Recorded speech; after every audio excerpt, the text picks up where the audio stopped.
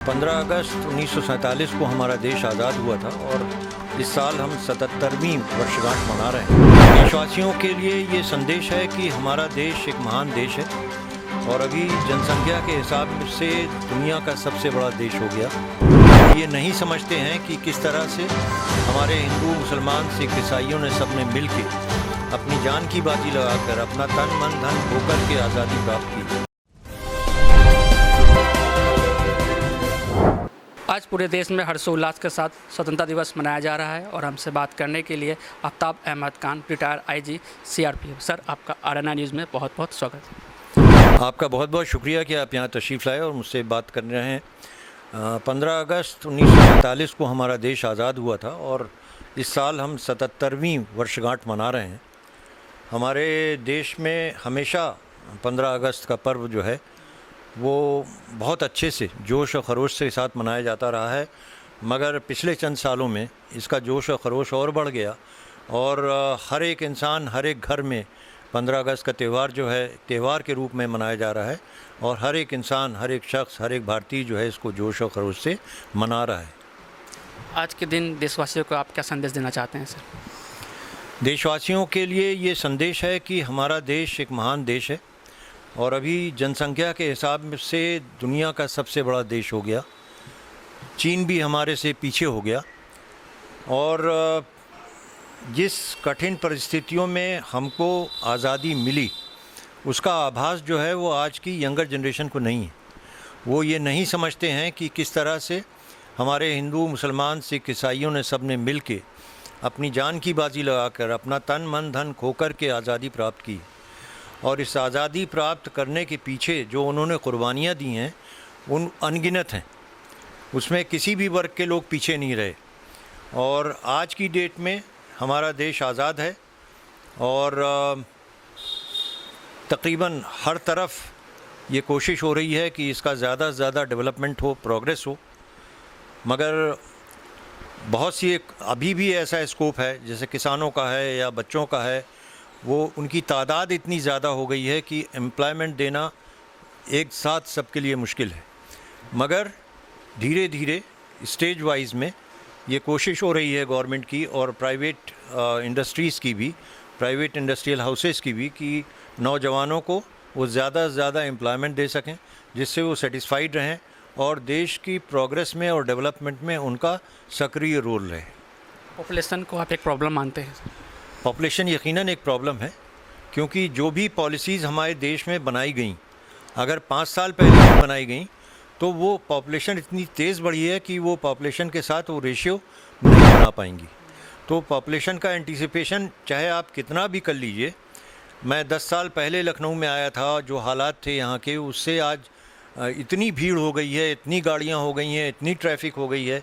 एक शहर से आप अंदाज़ा लगा सकते हैं कि किस तरह से आबादी बढ़ गई है। दूसरा एक मसला ये है कि गांव से ज़्यादातर लोग शहर में काम करने के लिए आने लगे हैं, इसलिए शहरों की आबादी जो है वो बहुत ज़्यादा बढ़ गई है। गांव में उस वक्त लोग जाते हैं जब फसल कटती है, फसल बोई जाती है, मगर उसके बाद फिर वो जो बीच का पीरियड होता है उसमें वो शहरों में आके काम ढूंढते हैं और अपनी रोज़ी रोटी कमाते हैं। इसलिए शहरों की पॉपुलेशन ख़ास तौर पे बहुत ज़्यादा बढ़ गई है। थोड़ा आप CRPF के बारे में बताइए और कैसे जवान स्वतंत्रता दिवस मनाते थे, CRPF में मनाते हैं, इसके बारे में। CRPF के बारे में मैं आपको थोड़ा सा और पीछे ले चलूँगा। सन 1939 में क्राउन रिप्रेजेंटेटिव पुलिस के नाम से अंग्रेज़ों ने ये फ़ौज खड़ी की थी। इसकी एक बटालियन थी और इसको खड़ा करने का मकसद ये था कि चंबल में जो डाकू थे या जो छोटे छोटे रजवाड़े अंग्रेज़ों के ख़िलाफ़ आवाज़ उठाते थे, उनको दमन करने के लिए, उससे निपटने के लिए उन्होंने अपनी एक फ़ौज बनाई थी और जिसका नाम क्राउन रिप्रेजेंटेटिव पुलिस रखा गया था।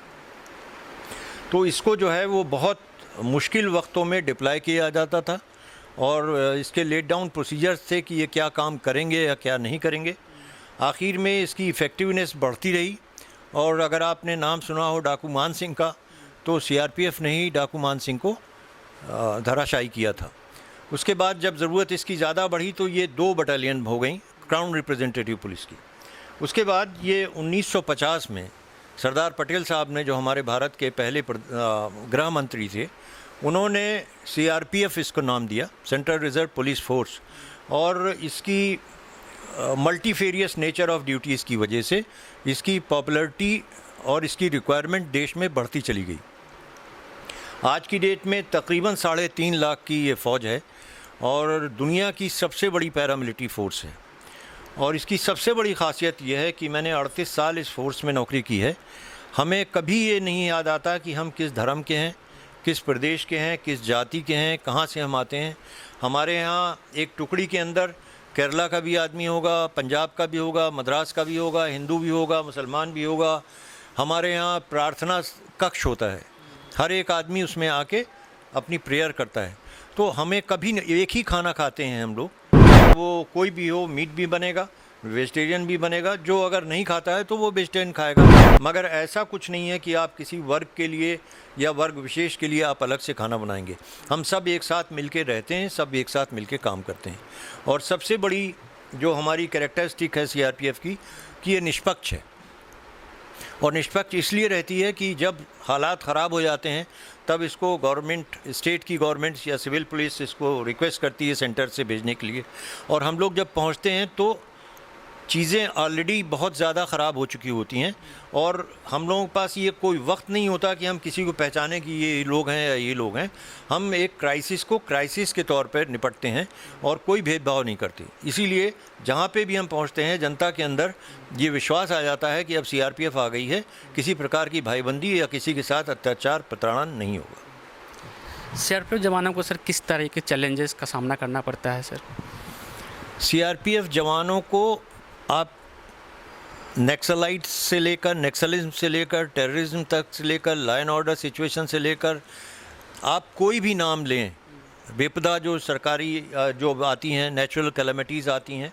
और एक बात और बताऊं आपको कि CRPF एक मदर फोर्स है।